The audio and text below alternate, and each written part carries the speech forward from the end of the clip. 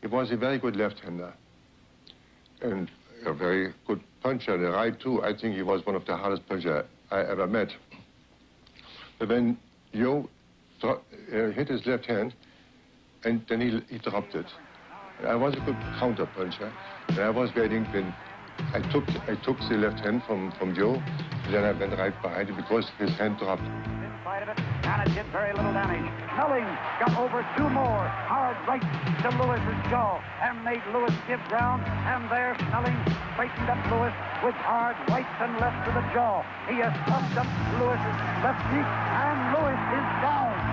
Lewis is down, hanging to the rope, hanging badly. He is blinking his eyes, shaking his head. The count is done. The fight is over. The fight is over. And Snelling is the winner. The victorious Snelling returned to Germany and a hero's welcome. His stunning upset of Joe Louis made to order for Goebbels' propaganda machine. Snelling was Aryan supremacy personified, and the nationwide adulation seemed the ideal springboard for the 1936 Olympics in Berlin.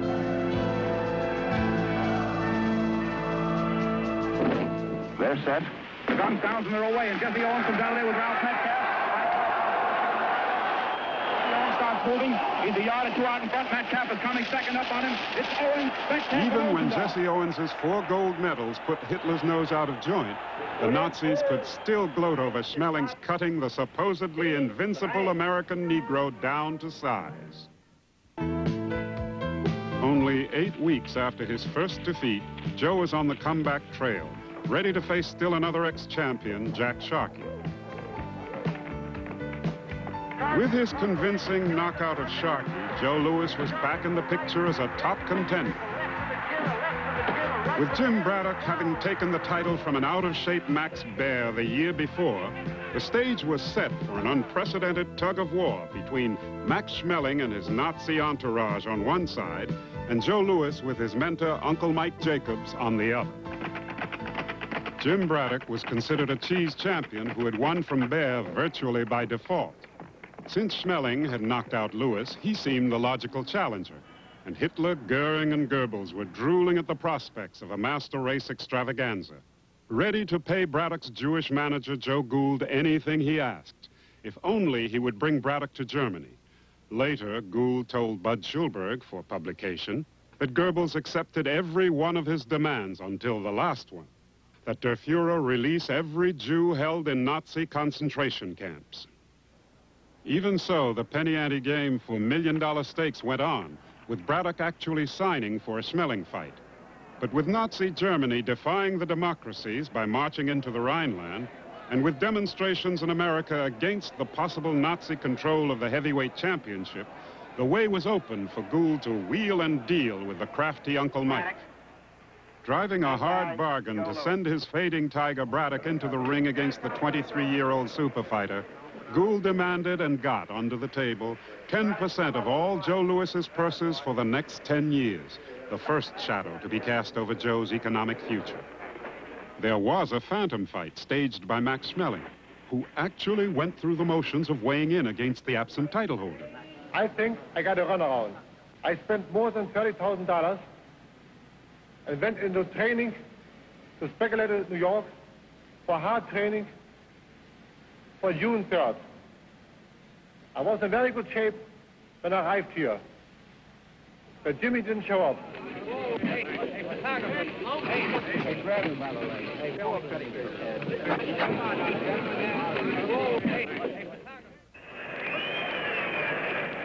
But the controversy failed to dampen the ardor of fight fans listening to Joe's historic match with Braddock.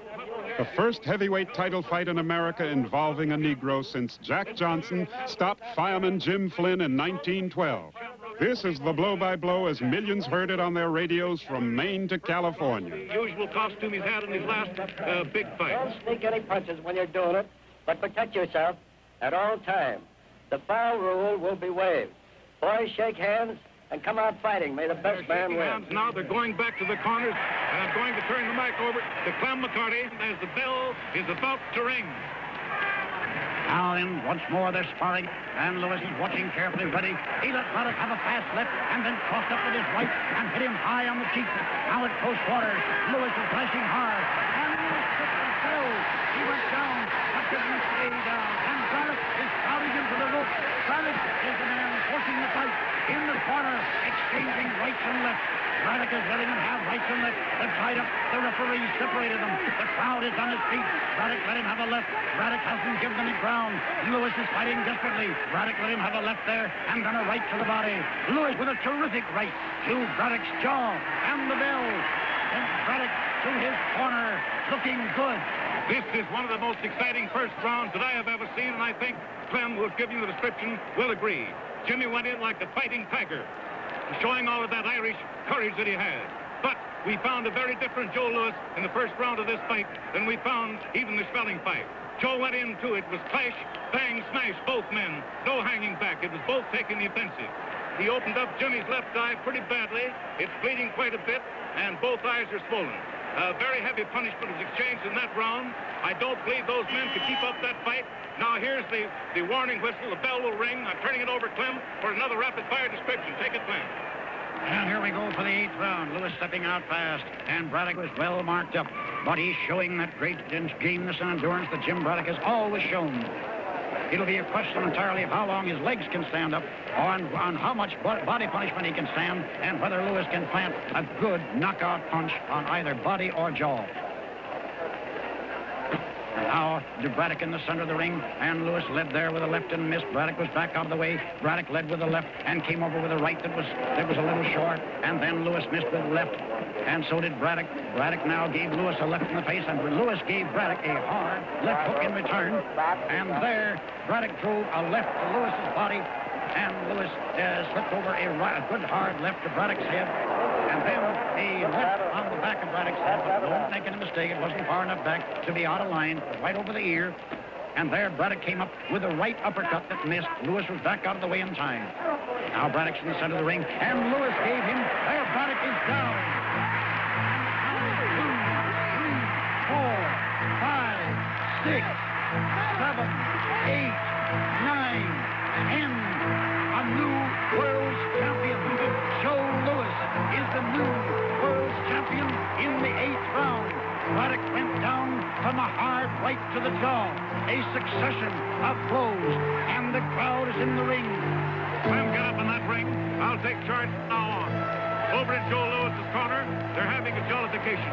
The seconds threw their arms around him and hugged him, while Jimmy's seconds gathered around him and lifted him from the floor, wiped the blood from his face, and carried him over to his corner.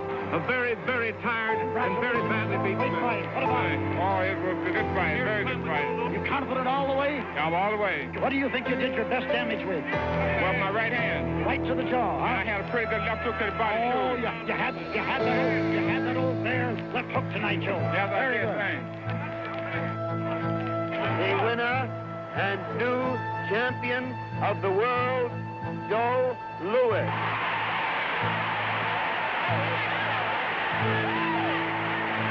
Just 3 years after walking into Julian Black's office in Chicago, Joe Louis was king of the hill. There was a tough decision over the durable Welshman, Tommy Farr, but a shadow still lay over Joe's title in the person of his German nemesis, Max Schmeling. Max, you look fine.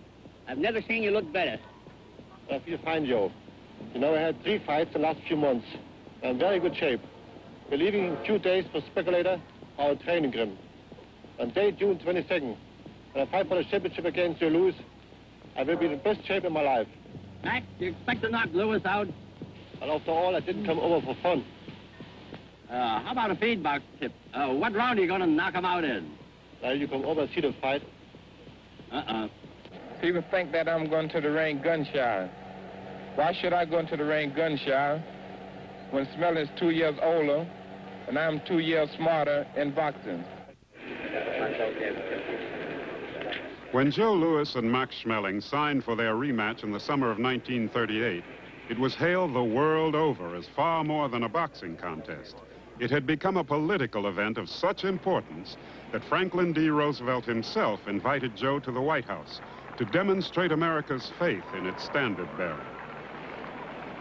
I was in Washington, D.C., and somehow he found out that I went in Washington over there.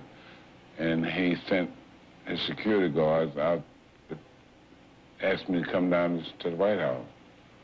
In fact, I always claimed that probably why the war with Japan was started, because the Japan people were there first before I was.